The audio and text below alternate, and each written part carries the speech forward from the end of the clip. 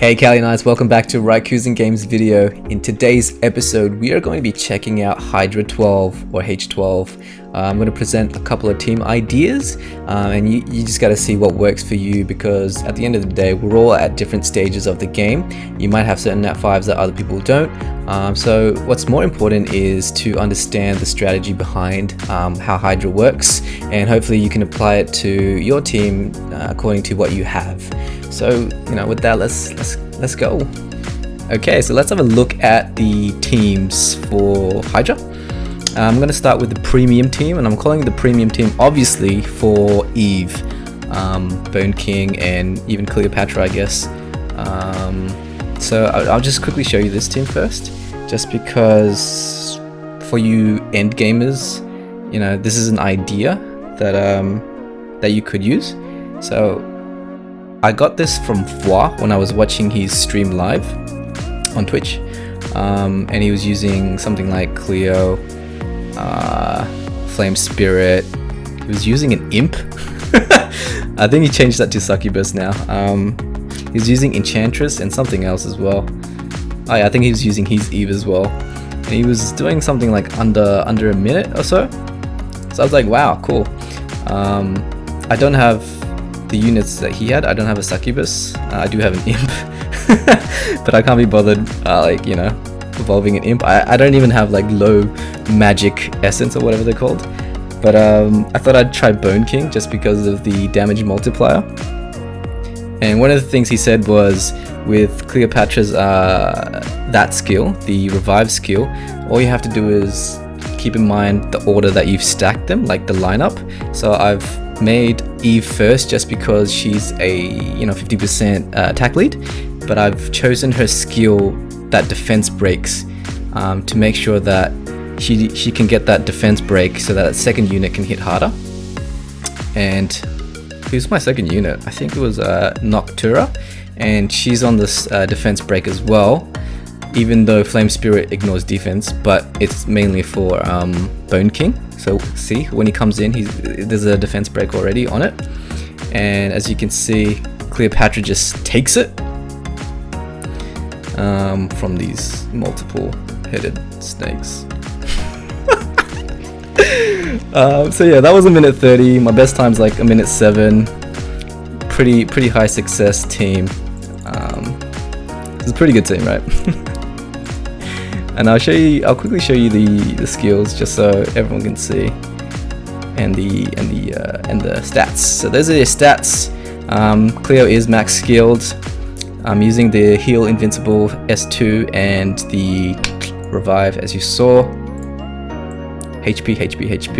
This is my Bone King on triple conflict, and those skills are maxed on plus 180, so that's 230.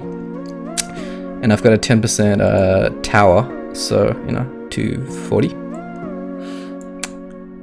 I think that's how tower works, I'm not too sure. But anyways, this is my Flame Spirit, and this is my Noctura. Noctura is actually really good in here, just because if you're not multi-hitting the Hydra, he counters with a pretty hard attack. But because Noctura's skill 1 has a 30% drain, so heal upon damage, she doesn't care. And then I'm using the one that has a 10% chance for her to take another turn and reduce cooldowns, just because, I don't know. I just wanted taking extra turns. And then, I've changed Eve's thing to this one, because I want her defense breaking. Yeah. So that's the more premium team, and now I'll show you the easier team to build. Alright, so this is probably the more free-to-play build. I'm joking with you. Alright, so before we start choosing our units, I think it's pretty important to know what the Hydra actually does. But in saying that, the only skill that you should probably know is the passive, this skill right here.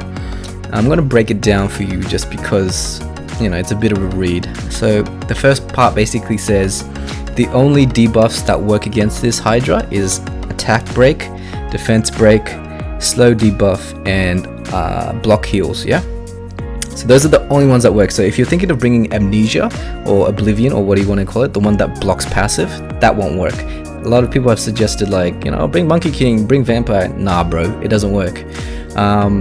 Second part basically says, you know, HP scaling or HP based damage is nerfed by 70%. It still works, like you can still deal pretty decent damage, but it's not as crazy as, you know, your Archmage just one-shotting Colossus and Leviathan, right? So you can't do that here. The next part basically says whenever you attack him, he's gonna counter you and heal a little bit. And if you want to reduce the damage of that counter from Hydra, what you need to do is you need to hit him with a multi-hit, and that'll reduce the damage. In addition to that, if you didn't hit him with a multi-hit, he gets to erase a random debuff off himself. So bring multi-hits is basically the clue. So if you didn't understand any of that, just know this: bring multi-hits if you want to make a viable team. This team is a lot more early game friendly than the other one I just showed you. So you can see that Selene is the only nat 5 that I'm running in this team. If you don't have a Selene, use another supporter called Holy Cleric. So she's a healer as well. S2 does a single target heal, and S3 does a team heal with an attack buff, and S1 has a triple hit. So she's pretty good for Hydra. I've just got a Selene instead of that because I don't have one 6-starred at the moment. The second unit I'm using is the Pirate. So remember what I was saying, that Hydra needs to be multi-hit. So Pirate has a passive ability that says whenever an ally attacks, Pirate will also attack with that ally, making each of your allies' hits multi-attack. The only problem is when the Pirate attacks, no one else is attacking with him. So that's why I want as low speed as I can, so that he doesn't attack single hit and remove a random debuff from the boss, and also the boss counter attacks pretty hard, right? I've gone triple HP with this just because you know, it's 5-star level 35, so I need to make sure that it survives. Okay, next unit is Druid. I think everyone has a Druid. It's pretty common unit. And as the damage dealer, I'm using Angel of Death. So if you have a better nat 5 damage dealer, just use that. I'm only using Angel of Death as an example because it's a nat 4, and I felt like everyone had one for some reason. I've got one fully max with a passive tenacity. Basically it just reduces incoming damage because other squishy units kept dying on the first stage, so I was like, okay, how do I reduce that damage? She's also got a heal block on S1 and a defense break on S2 and a slow debuff, so she does pretty good work. And the last unit is Una. I'm using her for the attack and defense buff and the debuffs that she brings along with her, which is attack break, slow, and unhealable. Ooh!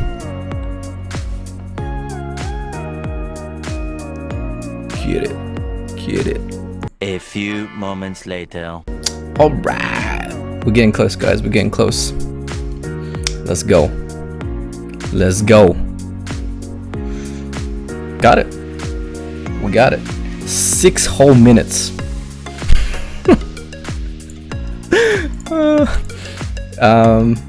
Yeah. 6 minutes, guys. So there are 2 5-stars in there. I mean, you know, like level 35s in there. That's probably partially why as well. I'm using, you know, Angel of Death. I'm sure that most of you guys have a better nat 5 than Angel of Death. I'm so sure of that. Alright guys, that's all we have for today. Hopefully you liked and enjoyed and learned something from it. If you did, make sure to smash that like button, please. And let me hit you with a question. What's your Hydra 10 or Hydra 12 team at the moment, and what's your best time? For me, it's probably this team at 1 minute and 7 seconds. I want to make it a little bit faster, so I'm thinking of changing Nox's passive skill to the one that when he hits a mark, or when she hits a mark, she reduces the enemy's defense. I don't know if that stacks, and I don't know if marks is considered as a debuff on the boss. If it does, that would be so cool to reduce the boss's defense over and over and over again, because there's only one boss, even though he has multiple heads. So I might check it out, and I'll let you know on, I don't know, Reddit or the comments or something. But anyways, enjoy the rest of the video. Peace.